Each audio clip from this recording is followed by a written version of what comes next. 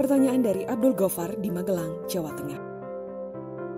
Ahlul Kitab punya kedekatan dengan Islam, seperti sembelihan mereka halal bagi seorang Muslim. Bagaimana dengan anggapan bahwa Ahlul Kitab zaman sekarang berbeda dengan Ahlul Kitab zaman dahulu? Apa saja persamaan dan perbedaannya?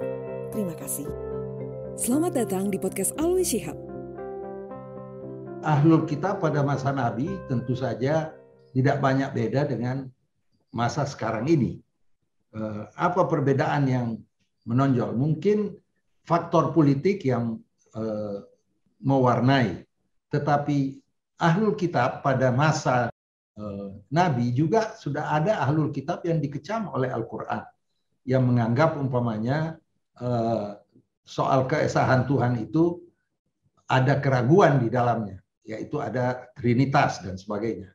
Tetapi tidak bisa dijadikan patokan, karena di dalam Ahlul Kitab itu sendiri, dalam kelompok Kristen itu sendiri, banyak sekali penafsiran-penafsiran, tapi semua penafsiran itu mengacu bahwa keesahan Tuhan itu mutlak. Nah, sehingga Ahlul Kitab yang pada masa Nabi yang dikecam juga mungkin masih ada sampai sekarang, karena di sekarang ini juga banyak kelompok Kristen yang tidak mengikuti apa yang ditafsirkan sebagai Trinitas. Jadi tetap Ahlul Kitab yang disebutkan di dalam Al-Quran pada masa Nabi juga bisa diterapkan pada masa kini. Sesembelihannya pada masa Nabi halal, berarti sekarang juga masih halal. Bahwa ada yang mempunyai penafsiran-penafsiran itu adalah ulama. Karena masalahnya begini, seorang melihat agama, taruhlah Islam, Quran, apa yang ada di dalam Al-Quran itu seorang Muslim harus menerimanya secara utuh. Selain agama yang utuh di mata seorang Muslim, ada lagi yang namanya ilmu Al-Quran atau ilmu agama. Ilmu ini sudah menyangkut hal-hal yang manusiawi. Karena apa? Ilmu ini sudah masuk di dalamnya penafsiran, pendapat-pendapat ulama. Nah, terus yang ketiga adalah pengamalan. Bagaimana pengamalan seorang terhadap agama atau ketetapan agama. Nah, di dalam penafsiran ayat suci Al-Quran itu berbeda satu dengan yang lainnya dari ulama-ulama tertentu kepada ulama-ulama yang lain. Ada ulama yang longgar, ada ulama yang ketat, tetapi semuanya bertumpu kepada teks Al-Quran. Sayyidina Ali pernah berkata bahwa Al-Quran ini sebenarnya bisa menciptakan perbedaan-perbedaan pendapat. Karena apa? Karena teks itu bisa difahami oleh orang tertentu lain dengan pemahaman orang lain. Jadi janganlah menjadikan pendapat ulama itu sebagai pendapat agama Islam.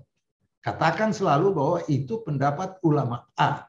Jangan bilang bahwa itu pendapat Islam, sehingga yang bertentangan dengan pendapat A itu lalu dianggap bahwa dia telah menyimpang. Banyak ulama-ulama, ya, saya tidak mau sampaikan di sini, tetapi yang sangat-sangat sulit untuk difahami, tetapi berusaha untuk mengkaitkan dengan teks-teks Al-Quran. Umpamanya tadi ada ayat yang mengatakan bahwa ya orang-orang Yahudi, Nasrani, Sabi'in yang percaya kepada Tuhan yang Esa, yang berbuat baik dan percaya kepada hari kemudian, maka mereka itu semuanya selamat kan. Ada ulama mengatakan bahwa paspor masuk surga itu 3. Percaya kepada Tuhan yang Esa, percaya hari kemudian, dan melakukan amal saleh. Amal saleh itu apa? Amal yang bermanfaat bagi manusia. Harus dibedakan amal saleh dengan amal hasan. Amal saleh yang bermanfaat bagi manusia. Selama bermanfaat bagi manusia, dia percaya ada pengadilan akhir dan dia percaya bahwa tiada Tuhan kecuali Allah, maka menurut ayat tadi dia masuk surga. Sehingga dia berkesimpulan bahwa paspor masuk surga itu ya 3 itu. Tentu ulama-ulama salaf, ulama-ulama tradisional menganggap bahwa ini pandangan orang liberal. Boleh saja dikatakan bahwa pandangan orang liberal, tetapi mereka tidak serta-merta mereka mengambil cantolannya dari Al-Quran. Jadi ulama ini dipengaruhi oleh keadaan, tradisi, oleh tingkat intelektualnya dan sebagainya, mengeluarkanlah fatwa. Umpamanya fatwanya Ibn Taimiyah, orang yang tidak salat dan dia tidak mau tobat bahwa dia tidak, artinya dia melakukan pelanggaran, maka boleh dibunuh. Ini tidak bisa dijalankan sekarang begini. Tetapi pada waktu itu mungkin karena dia menghadapi situasi, suasana yang ingin menjadikan kelompok Islam itu jangan ada yang meninggalkan sholat. Jadi itu satu contoh kecil. Orang yang ikut di dalam perayaan, ikut trompet Christmas, tidak boleh. Itu pelanggaran. Jadi ini hal yang saya sampaikan. Pendapat ulama jangan dijadikan sebagai suatu hal yang sakral. Pendapat ulama bisa berbeda-beda.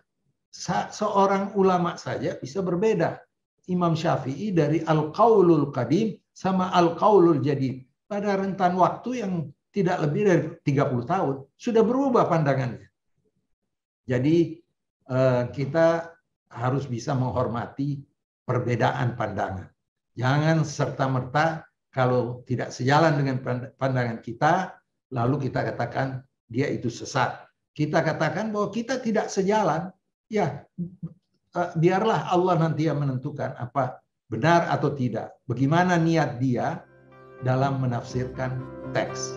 Episode ini merupakan rekaman tanya jawab pada sesi kompetensi pribadi Islam, program internasional peningkatan kapasitas guru madrasah dan pesantren dalam literasi keagamaan lintas budaya dengan pengampu Profesor Alwi Shihab. Agar Anda mendapatkan pemahaman yang komprehensif, pastikan juga untuk mengakses episode lainnya. Dan bila Anda memiliki pertanyaan, masukan, usulan topik kepada Profesor Alwi Shihab, kirimkan melalui email ke podcastalwishihab@warganegara.org. Terima kasih sudah menyimak episode ini sampai dengan selesai. Sampai jumpa di episode berikutnya.